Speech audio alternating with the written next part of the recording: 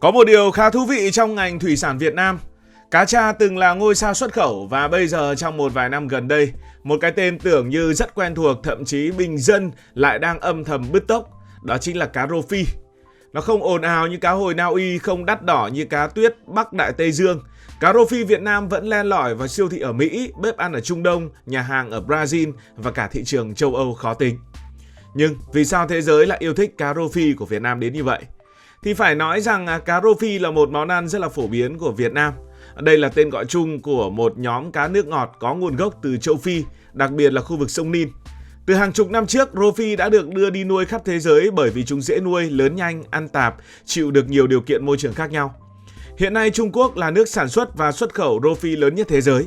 Ngoài ra còn có Indonesia, Ai Cập, Brazil, Philippines, Thái Lan và nhiều nước châu Phi cũng nuôi rất mạnh. Việt Nam là một trong những quốc gia tham gia chuỗi cung ứng toàn cầu đó. Ở Việt Nam, cá rô phi được nuôi nhiều tại đồng bằng sông Cửu Long và một số tỉnh miền Bắc, chủ yếu để phục vụ xuất khẩu dưới dạng phi lê đông lạnh. Nói đơn giản thì cá rô phi là một loài được toàn cầu hóa từ lâu và Việt Nam là một mắt xích trong mạng lưới nuôi, chế biến, xuất khẩu đang ngày càng cạnh tranh hơn. Nhưng tại sao cá rô phi Việt Nam lại chinh phục được cả thế giới? Trước hết thì phải nói như thế này, mỗi quốc gia sẽ ăn cá theo một kiểu khác nhau, giống như mỗi nhà có một cách nấu cơm, nấu cá riêng vậy. Người Việt Nam mình thì quen ăn cá kho, cá rán, cá hấp nguyên con.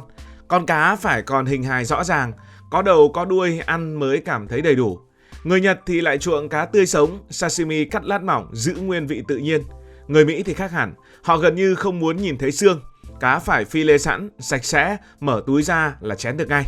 Còn ở Trung Đông, người ta thích ăn cá nướng nguyên miếng to, ăn cùng cơm hoặc bánh mì, không cầu kỳ nhưng phải chắc thịt và không tanh.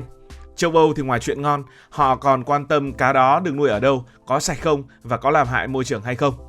Giữa đủ kiểu khẩu vị như vậy, cá rô phi có một lợi thế rất đặc biệt, nó là loại cá tương đối dễ tính. Thịt trắng, vị nhẹ, không quá béo và không có mùi quá đặc trưng. Chính vì nó không quá nổi bật theo kiểu mang một kiểu quá tanh hoặc là quá vị, quá cái gì đó nên lại cực kỳ linh hoạt. Có thể ướp theo kiểu Mexico, nướng theo kiểu Ả Rập, áp chảo theo kiểu Mỹ hay làm sốt bơ chanh kiểu châu Âu, nói chung là đều ổn. Nó giống như một cái tờ giấy trắng, ai muốn vẽ gì lên cũng được. Ở Mỹ, cá rô phi gần như là loại cá trắng bình dân trong siêu thị. Người Mỹ xem nó như một nguồn đạm thay thế một số loại khác, với vấn đề ở đây đó là rẻ tiền. Giá không cao, dễ nấu, trẻ con cũng ăn được. Quan trọng nhất là không có xương lắt nhắt, bởi vì họ chỉ cần mua phi lê đông lạnh, về giã đông rồi nướng hoặc áp chảo vài phút là xong bữa tối. Khi cá rô phi từ Trung Quốc bị áp thuế cao, các nhà nhập khẩu Mỹ phải tìm nguồn khác. Và Việt Nam thì có sẵn hàng, giá hợp lý, chất lượng ổn định. Thế là Việt Nam chen chân vào đúng khoảng trống đó. Sang Brazil thì câu chuyện khác một tí. Người Brazil thì ăn cá nhiều, nhưng thu nhập thì không phải là quá cao, khiến họ rất nhạy cảm với giá cả. Họ không phải lúc nào cũng sẵn sàng mua những loại cá đắt tiền. Cá rô phi Việt Nam bước vào với mức giá dễ chịu, lại hợp những món nướng và kiểu của Nam Mỹ nên được đón nhận khá nhanh. Khi người tiêu dùng thấy nó cũng ổn, giá lại hợp lý, họ sẵn sàng quay lại mua lần 2, lần 3, rồi lần thứ N. Ở Trung Đông, đặc biệt là Ả Rập Xê Út, cá thường được nướng nguyên con hoặc nướng theo miếng lớn, ăn kèm cơm hoặc bánh mì. Họ không cần cá phải quá béo như cá hồi, cũng không cần loại gì đó quá đặc sản. Điều họ cần là cá thịt chắc, không tanh và giá vừa phải để có thể ăn thường xuyên. Không phải cứ Trung Đông là ai cũng giàu đâu. Cá rô phi đáp ứng đủ những điều kiện đó, không cầu kỳ nhưng đủ ổn để lên bàn ăn mỗi tuần. Còn ở châu Âu, câu chuyện không chỉ là khẩu vị mà còn là niềm tin. Người tiêu dùng muốn biết con cá này được nuôi ở đâu, có dùng kháng sinh hay không, có ảnh hưởng môi trường hay không. Nếu cá rô phi Việt Nam đáp ứng được các tiêu chuẩn quốc tế, có chứng nhận rõ ràng thì cơ hội là rất lớn. Bởi vì châu Âu họ cũng ăn cá nhiều, nhưng nguồn cá biển tự nhiên ngày càng giảm. Họ cũng phải tìm đến những nguồn thủy sản nuôi, miễn là nuôi một cách đàng hoàng và sạch sẽ. Như vậy cá rô phi Việt Nam không chỉ bán được bởi vì nó rẻ, nhưng chúng ta vẫn phải thừa nhận rẻ, đây là một lợi thế rất lớn. Nó bán được vì nó hợp với cách ăn của rất nhiều nền văn hóa, không quá kén khẩu vị, không quá đắt, không quá cầu kỳ. Và trong thế giới ẩm thực toàn cầu, một loại thực phẩm mà ai cũng ăn được như vậy luôn có lợi thế.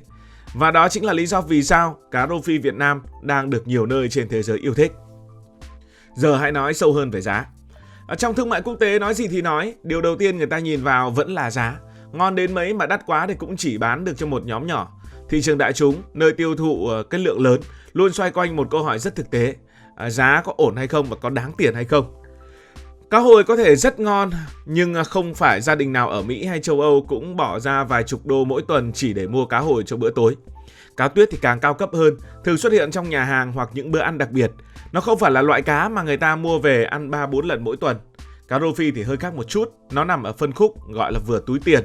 Không quá rẻ đến mức bị nghi ngờ chất lượng, nhưng cũng không đắt đến mức khiến người mua phải đắn đo. Với người tiêu dùng phương Tây, đây là loại cá đủ ngon, đủ sạch, đủ tiện để ăn thường xuyên.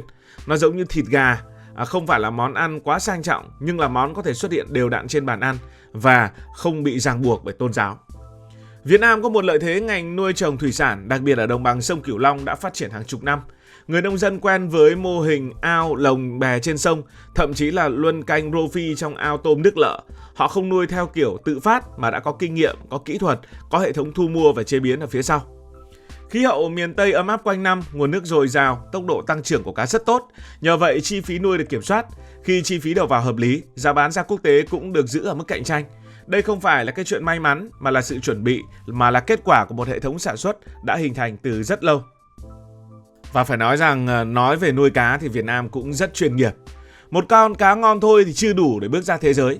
Ở thị trường quốc tế người ta không mua cái con cá đó, họ mua một sản phẩm đã được xử lý đúng chuẩn, đóng gói chuyên nghiệp và đảm bảo an toàn tuyệt đối. Có thể chính người tiêu dùng Việt Nam chúng ta thì lại không được tiếp cận với những tiêu chuẩn này. Ở Việt Nam mình, nhìn con cá rô phi dưới ao thì rất quen thuộc, rất bình dân. Nhưng để nó nằm gọn trong khay nhựa bọc màn kín, dán nhãn tiếng Anh và xuất hiện trong siêu thị Mỹ hay châu Âu, đó là cả một quá trình dài ở phía sau. Người Mỹ không muốn thấy đầu cá, không muốn phải cắt xương, không muốn ngửi mùi tanh khi mở túi. Họ cần phi lê sạch sẽ, đều miếng, nhìn thấy chuẩn công nghiệp. Người châu Âu thì soi kỹ hơn nữa, họ không chỉ nhìn bằng con mắt mà còn nhìn bằng hồ sơ. Cá nuôi ở đâu có đạt tiêu chuẩn hay không. Còn Trung Đông ngoài chất lượng, họ cần sản phẩm đáp ứng những yêu cầu về tôn giáo. Muốn đáp ứng từng ấy yêu cầu thì doanh nghiệp Việt Nam đã thay đổi, không thể làm theo kiểu thủ công nhỏ lẻ từng bước. Những nhà máy chế biến của Việt Nam giờ đây đã đầu tư dây chuyền hiện đại, cá được làm sạch, phi lê tự động, cấp đông nhanh ở nhiệt độ sâu để giữ độ tươi, rồi đóng gói theo quy cách mà thị trường yêu cầu. Đặc biệt truy xuất nguồn gốc trở thành giấy thông hành. Một lô cá xuất đi có thể biết rõ được nuôi ở ao nào, ngày nào thu hoạch, nhà máy nào xử lý, và Việt Nam đang làm tốt điều này. Tổng kết lại thì cá rô phi được yêu thích, đặc biệt là cá rô phi Việt Nam, bởi vì nó nằm ở tính linh hoạt của con cá này. Nó không có những hương vị quá đặc trưng như là cá hồi mang hương vị đặc trưng, cá thu mùi mạnh, cá ngừ hợp sashimi. Cá rô phi là trung tính, và vì trung tính nên nó dễ thích nghi với khẩu vị toàn cầu. Và quan trọng hơn nữa là nó rẻ. Một loại cá có thể xuất hiện trong các món ở Mỹ, trong các món ở Trung Đông, trong các món ở Brazil và trong các món ở châu Âu. Đó là một loại cá có tính toàn cầu hóa rất cao. Và trong thời đại toàn cầu, sản phẩm nào thích nghi tốt với nhiều nền văn hóa sẽ có lợi thế dài hạn. Cảm ơn vì đã quan tâm theo dõi câu chuyện này. Nếu cảm thấy thú vị thì nút đăng ký kênh sẵn có ở đó. Bạn hãy nhấn nút đăng ký kênh. Còn bây giờ thì xin được nói lời chào tạm biệt.